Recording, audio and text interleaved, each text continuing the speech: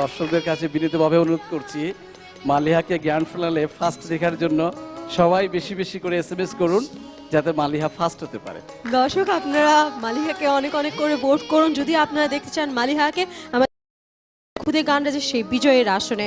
আর মালিহাকে ভোট করার জন্য আপনাদের টাইপ করতে হবে KGR স্পেস, তারপর লিখে ফেলুন মালিহা MALIHA, লিখে পাঠিয়ে দিন আপনার মূল্যবান ভোট 6161 নম্বরে। যত খুশি তত। Thank you.